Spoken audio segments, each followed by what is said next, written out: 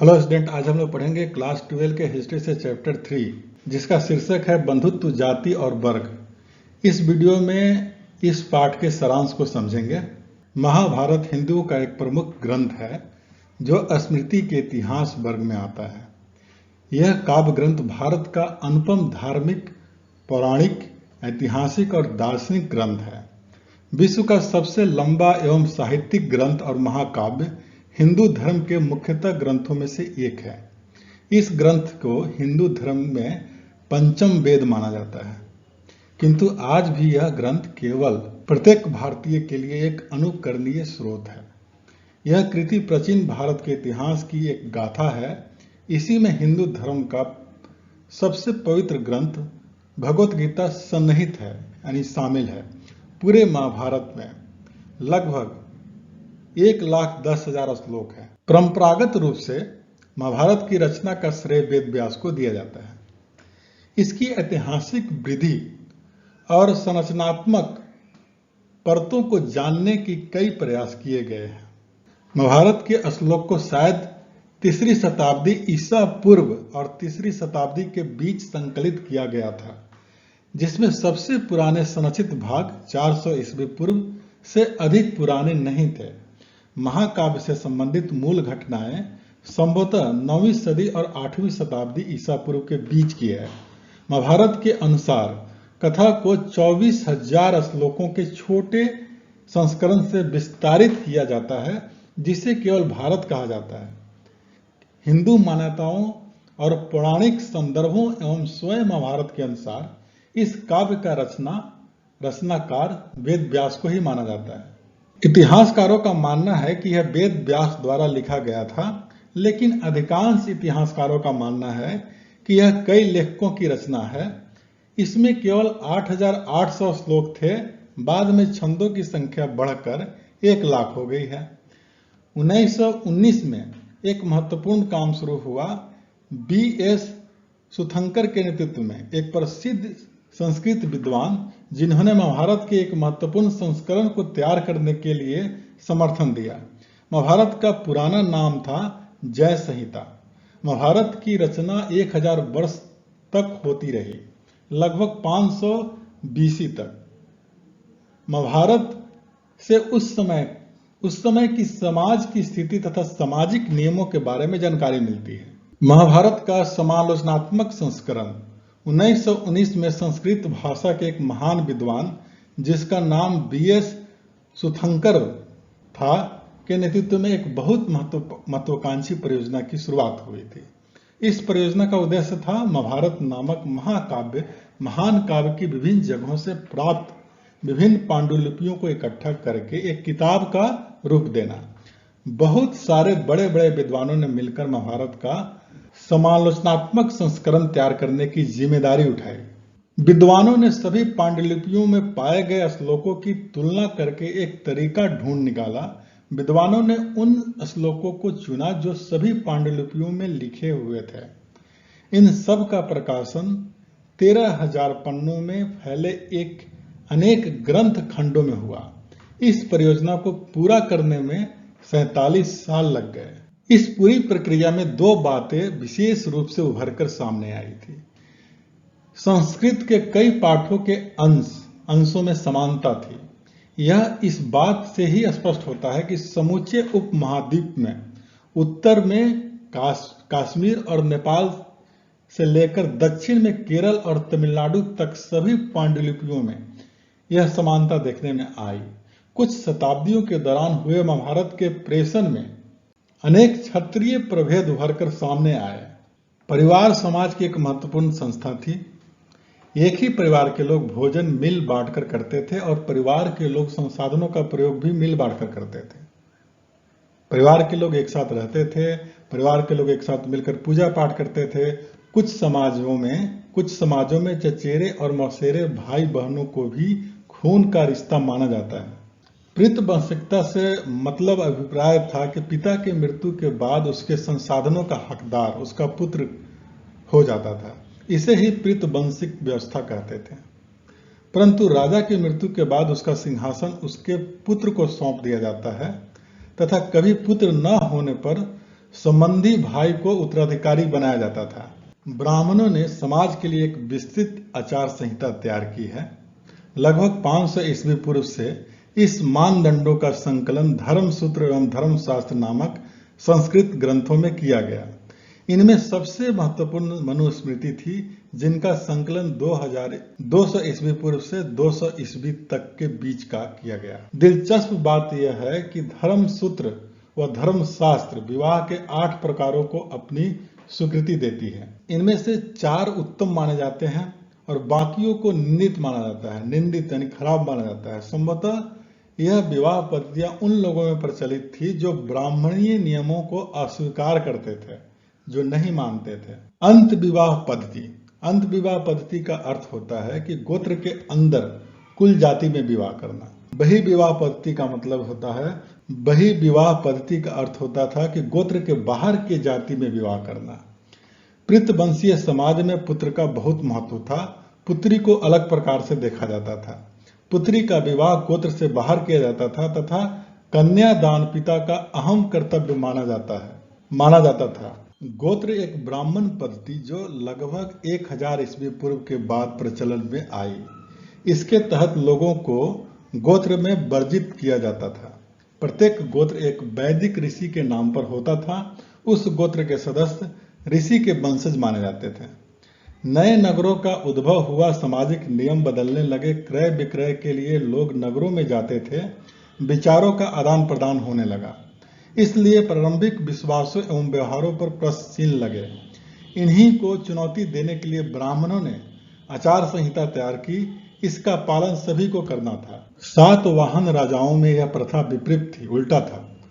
सातवाहन राजाओं के नाम से पता लगा कि वहां स्त्री को विवाह के बाद भी अपने पिता का गोत्र रखते थे। सातवाहन बहुपत्नी प्रथा मानते थे। बहुपत्नी प्रथा में एक से ज्यादा स्त्रियों से शादी की जाती है। ऐसा सातवाहन राजाओं में होता था। बहुपति प्रथा में एक से अधिक पुरुषों से शादी की जाती है। उदाहरण के लिए द्रौपदी। क्या माताओं को महत्वपूर्ण समझा जाता था? इतिहास में बहुत से ऐसे किस्से हैं जिन्हें पता चलता है कि 600 ईस्वी पूर्व से 600 ईस्वी के शुरुआती समाज में माताओं को महत्वपूर्ण समझा जाता था। ऐसा ये किस्सा है सातवाहन राजाओं का। सातवाहन राजा अपने नाम से पहले अपनी माता का नाम लगाते थे, जिससे यह पता चलता था कि माताओं को भी महत्वपूर्ण माना जाता था। सामाजिक विषमताएं, वर्ण व्यवस्था और क्षत्रिय समय पड़ने पर युद्ध करते थे। यह राजाओं को सुरक्षा प्रदान करते थे। वेदों को पढ़ना और यज्ञ कराने का कार्य करते थे। यह जनता के बीच न्याय कराने का कार्य करते थे, जो क्षत्रिय होते थे। ब्राह्मण का क्या काम था? यह पुस्तकों का अध्ययन करते थे, ग्रंथों का अध्ययन करते थे, वेदों से शिक्षा प्राप्त करते थे।